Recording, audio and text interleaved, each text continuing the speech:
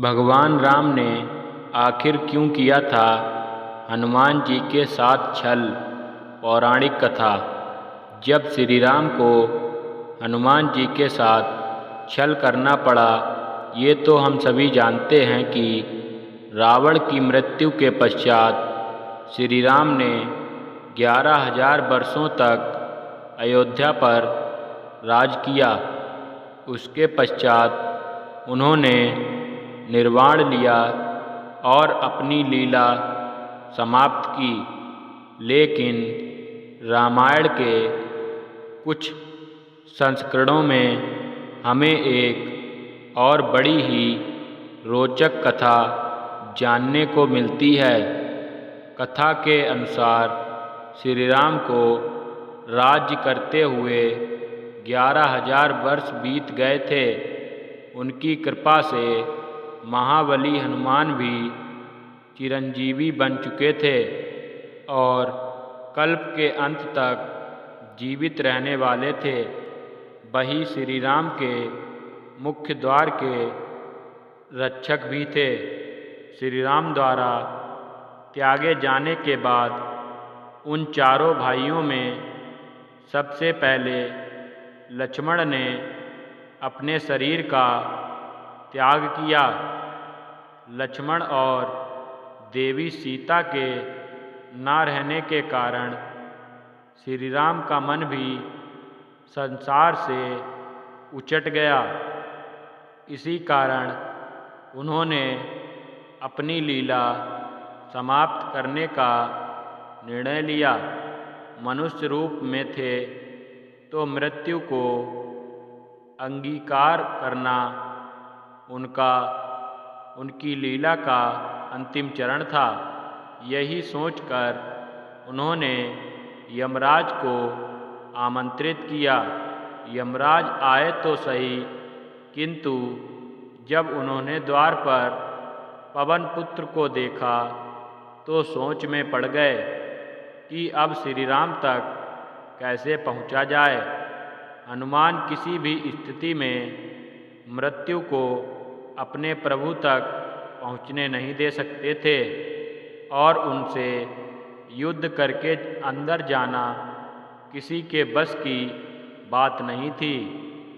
यह बात यमराज ने श्री राम को बताई। जब श्री राम ने यह सुना तो उन्होंने हनुमान जी को बुलाकर बहुत समझाया कि जिसने भी जन्म लिया है उसकी मृत्यु आवश्यक है, अतः अब वह हठ छोड़ें और उन्हें इस संसार का त्याग करने दें। किंतु बजरंगबली ने जब यह सुना कि उनके प्रभु अब इस मृत्यु लोक का त्याग करने वाले हैं, वह अत्यंत व्याकुल हो उठे।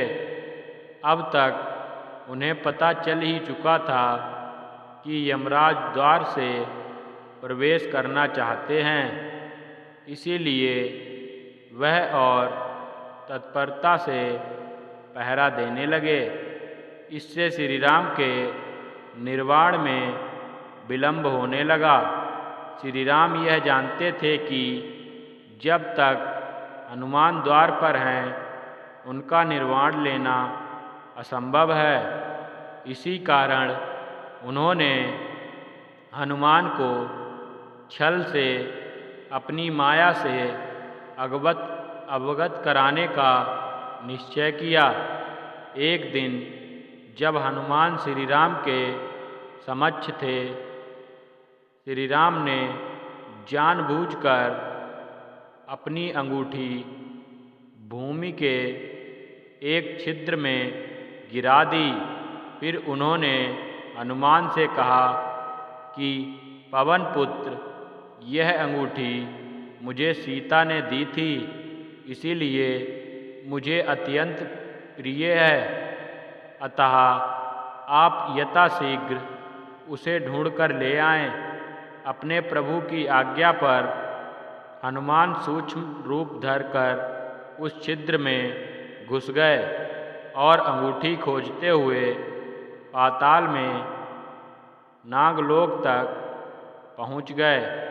वहाँ जब नागों ने उन्हें कुछ खोजते हुए देखा तो वह उन्हें नागराज वासुकी के पास ले गए।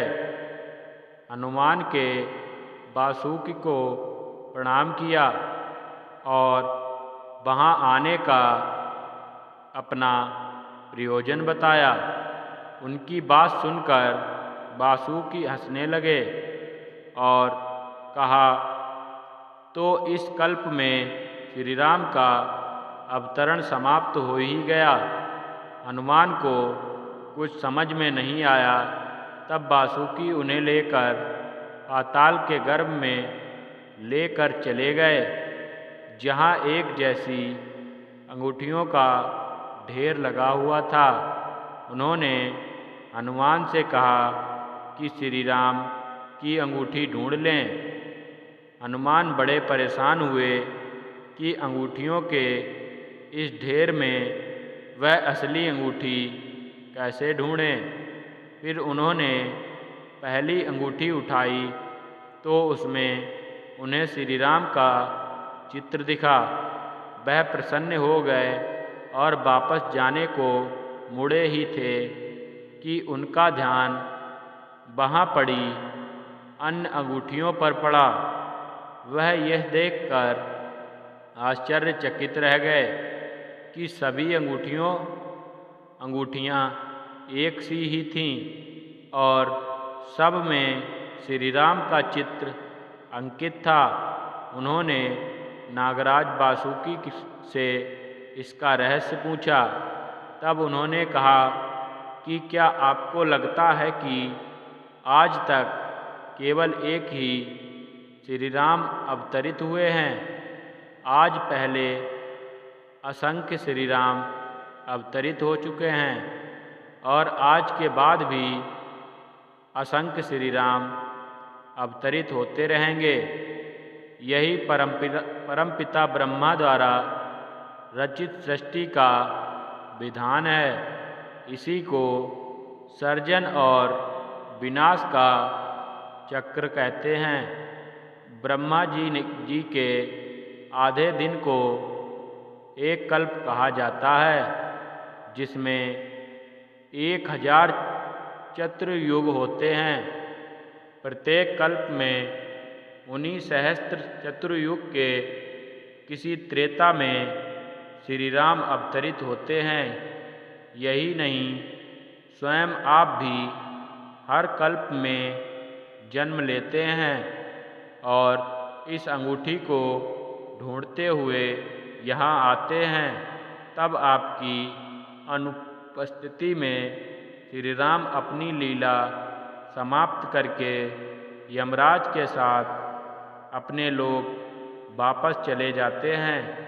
इसी प्रकार इन अंगूठियों का ढेर बढ़ता रहता है।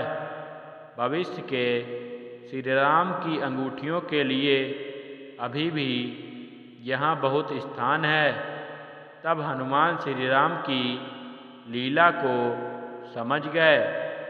उन्हें यह भी समझ आ गया कि भले ही वह नारायण का अवतार हों, यदि वह पृथ्वी पर अवतरित होते हैं तो उस रूप में उनकी मृत्यु होना भी अवश्य में भावी है।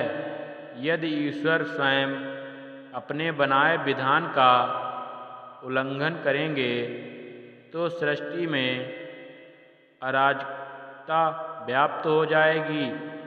हनुमान के मन की व्यथा समाप्त हो गई और वह पुनः वापस धरती लोक पर आ गए। वहाँ आकर उन्हें पता चला कि श्री राम अपने दोनों भाइयों के साथ निर्वाण ले चुके हैं। साथ ही साथ जिन देवताओं के अंशों ने पृथ्वी पर अवतार लिया था, वह भी पुनः अपने लोक लौट चुके हैं। श्री राम के बिना हनुमान को वो पृथ्वी अच्छी नहीं लग रही थी, किंतु उन्हें यह समझ आ गया कि कदाचित इसी कारण श्री राम ने उन्हें कल्प के अंत तक जीवित रहने का वरदान दिया था, ताकि वह उनकी कथाओं का प्रचार प्रसार करते रहें। चिरंजीवी हनुमान आज भी इस लोक में उपस्थित हैं और सृष्टि के अंत तक राम कथा भी उनके साथ उपस्थित रहेगी। अगर आपको हमारी वीडियो अच्छी लगी हो तो आप हमारे चैनल सोलू स्टोरी को सब्सक्राइब करें और कमेंट बॉक्स में जय श्री राम अवश्य लिखें। धन्यवाद।